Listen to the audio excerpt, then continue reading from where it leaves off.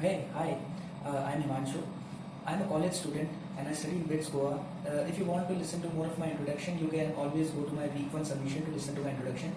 Today I'm going to talk about give a key point speech on a topic called K-pop. Most of you might have heard about it, but who haven't, this will be sort of a introduction and some sort of learning about K-pop. So I recently watched a Netflix documentary, and in that documentary, they told about what K-pop is and what are its origins and all those things were discussed. And I thought that I should make a summary about it. So this key point speech is just a summary about that, and I think it will be informative to you.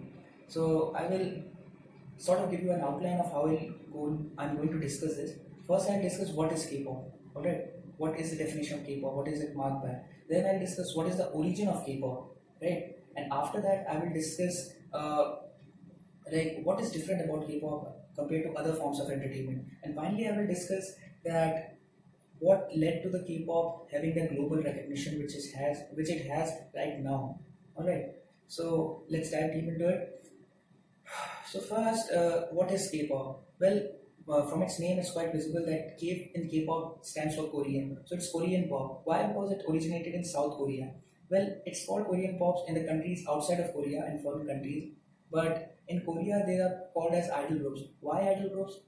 Because the young boys and girls which are part of the K-pop bands, they are handpicked and they sort of represented as an idol because first of all, they don't have any background of alcohol or any sort of those things. At the same time, they're handpicked, they are trained in dance, they're trained in music, and they're trained in acting. And once they're trained enough, then they are sort of made into groups with different kind of qualities, with every band member performing different kind of things or a genre of things. And when they combine this, then they form a pretty good band.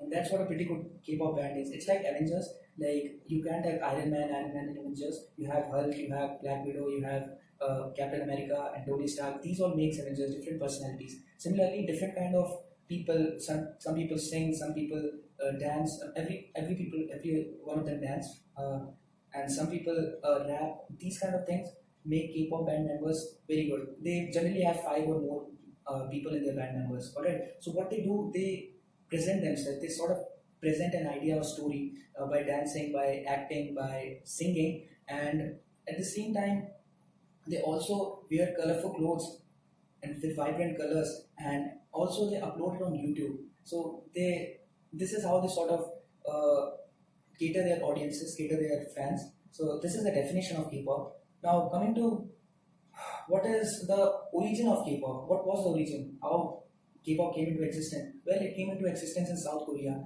Going to 1960s, there was dictatorship going on in South Korea, and because of that, pop music was not very famous. It was mostly limited to national anthems and all this, and people were not used to use it for any other thing. Now, when the dictatorship was removed in 1984, a group of three boys called South IG Boys, they debuted in a dance show, and what they did is they used pop music to dance as well as rap, and they wore baggy clothes. At the same time, they presented what they feel about in the lyrics, in the ideas. So this was something which is very new for the Korean people, and they gained a lot of attention. But because since it was new, they didn't get quite a response from the judges. But they kept their journey and they became very famous in South Korea. Whatever they did, whatever they wore, whatever steps they did, all became sort of trend. And at the peak of their career in around 1996, they retired because mostly these bands retire because so that they can leave an image, right? So that's what they did. But at the same time, they also told the audience the importance of K-pop and how it can have a global presence.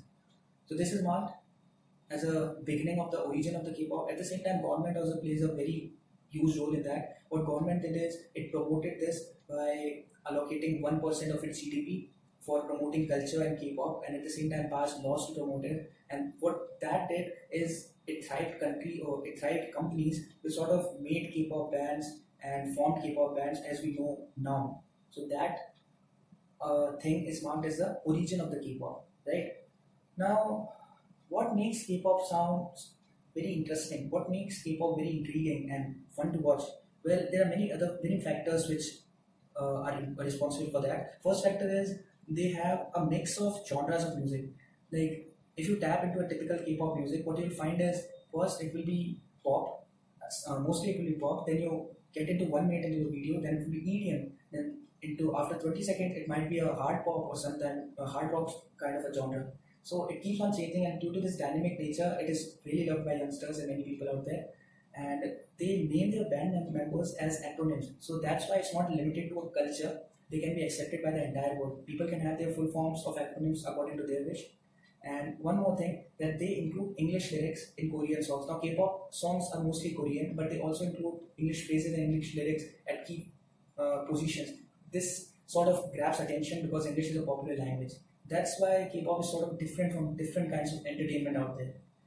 And coming to how K-pop gained global presence. Now, I would say three things which actually led to them getting global presence. First is in 2011, a tour was organized out of Asia tour by all these companies which developed K-pop, which backed K-pop, and all those bands performed outside the country for their foreign fans, and it was very well received. So that is one.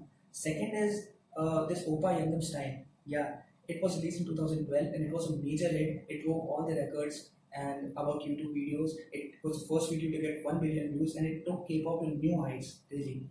So that was a very big thing, but still it was not popular in US because US was not that open to songs or sort of entertainment from other cultures. So it remained like that till 2017. But in 2017, a band named BTS came, K-pop band, and you might know about it. And that band is the most famous K-pop band right now. And what it did is it shook the US by sort of their English lyrics also, and also how they represented young boys and girls' feelings in form of their songs, and also they had a social presence as compared to other K-pop bands. They used to take part in TV shows and used to have conversations, so they were more, in front of audiences' eyes more than other K-pop band members. So that's how they got the presence. They were in the Billboard charts top position for over a year, and they sort of broke every record. So that's how K-pop became popular. So in conclusion, I talked about what is K-pop, what is the origin of K-pop, and how K-pop is different as compared to other forms of entertainment. And finally, how K-pop became a global success, sort of global entertainment success. And now K-pop has fans all around the globe, in every continent, maybe in Antarctica also people might be watching K-pop. And it has sort of crossed the cultural boundaries, right? And I think it will act as a inspiration to other form of entertainments to come in the future.